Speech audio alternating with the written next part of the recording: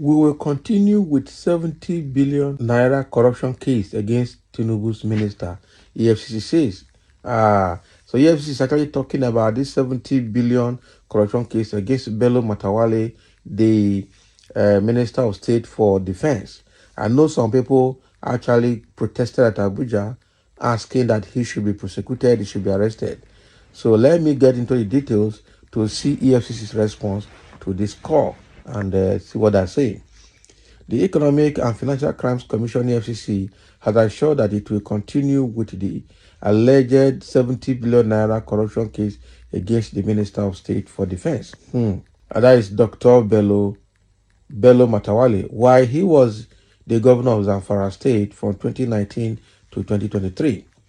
So the EFCC acting director of public affairs, Wilson Owajuren, said this on Friday while addressing hundreds of protesters under the aegis of APC Akida Forum, who staged the protest at the commission's headquarters in Abuja, calling for the reopening of the pending case. So Owajuren told the group that the EFCC does not close cases once it opens an investigation and assured them that their demand will be looked into. I want to commend members of the APC Akida Forum for this peaceful protest. It is within your right to protest. The Constitution guarantees the right of free expressions, and you have done that today. I want to assure you all that EFCC does not close cases. Once we open investigation into a case, we do not close such matter. So I assure you that this petition will be looked into, he said. Can you imagine? So if EFCC does not close cases, what about the cases of Akpabio, the cases of Okalo, and some other cases that are still pending? So presenting a copy of the petition to EFCC, chairman of the group, Malam Musa Mahmood, asked the commission to reopen the investigation into the corruption allegations against Bello Matawalle. Mahmood said there are growing concerns about corruption in Nigeria, commending the bold steps taken by the APC administration in recent decisions regarding government officials suspected of embezzlement. Recall that on the 18th May 2023, the EFCC, through its then Director of Media and Public Affairs, Osita Nwaja, said that the EFCC is investigating Matawalle over allegations of monumental corruption, award of phantom contracts, and diversion of over 70 billion naira. So, according to the EFCC, the money, which was sourced as a loan from an old generation bank, purportedly for the execution of projects across the local government areas of the state, was allegedly diverted by the governor through proxies and contractors who received payment for contracts that were not executed. The Commission's investigations revealed that over 100 companies had received payments from the funds with no evidence of service rendered to the state. Some of the contractors who had been invited and quizzed by the Commission made stellar revelations on how the governor allegedly compelled them to return the funds received from the state coffers back to him through his aides after converting the same to United States dollars, Mahmoud said. Can you imagine?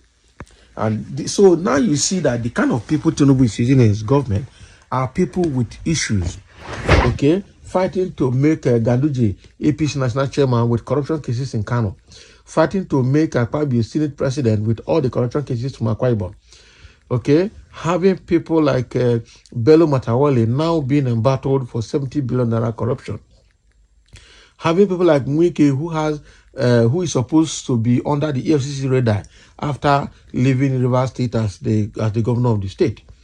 There are a lot of people that this guy has put, even his own chief of staff, Femi Bamela, is having one suspicious case or the other. So now, even Tinubu himself, if he's to be investigated, do you think he will still be free? So I wonder how EFCC is going to wrap up all these cases in no time, because there are too many cases, and which tool do they have to investigate these cases and finish it up on time without influence? The only problem in Nigeria is not about the investigation. The EFCC have the case, they have the proof, they have the document, but because of political influences, to protect their interests, that's the reason that EFCC is releasing all these cases left, right, and center. If not, Somebody stole, somebody stole. Evidences are there. People are confessing. So why not? Why delay in such cases? Why even allow those cases to take ages before they are concluded, or some of them never concluded? All those cases are just one-time judgment and it is closed. Send them to jail. So again, judiciary is part of our problem because they are so being bribed to alter judgment, and that is why things are not working. Quite an unfortunate situation, and I don't know how we're going to continue like this as a nation. It's very, very bad. Bello Matawalle should face that corruption case. I know that PDP government now in that state has actually been pursuing those cases and collected some things from some vehicles from him. He was even accused of supporting terrorists in Zamfara state when he was the governor. He bought trucks. He lost trucks for the people who were, terrorizing the state, hoping that with that he will settle them. But they never stopped. There is this illegal mining of gold in Zamfara state. It started with him, and they have not even gone into it to see the role that Matawalle played in that illegal mining of gold in Zamfara state up till now. And I'm sure they are already amassing illegal wealth from that illegal mining of gold. And when they were caught, they said the gold belongs to the state. And now Niger Delta started protesting that, okay, the oil in the south also belongs to the southern states.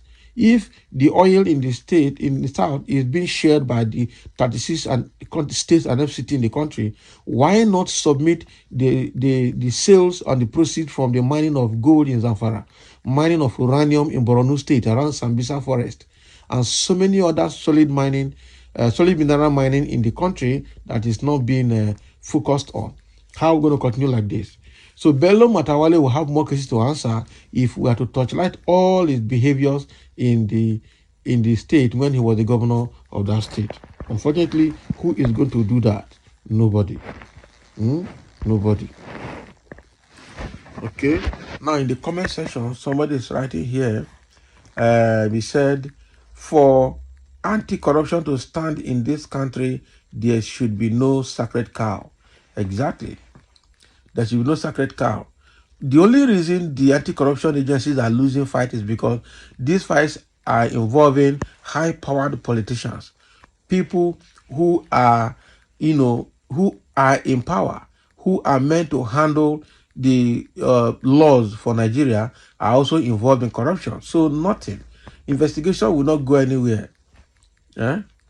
Investigations will not go anywhere. It's quite an unfortunate situation that Nigeria is facing. I don't know how Nigeria is going to survive with this crop of politicians in this country. So thank you for listening. Let's have the comment. That is the case, the Efcc case before Bello Matawalle.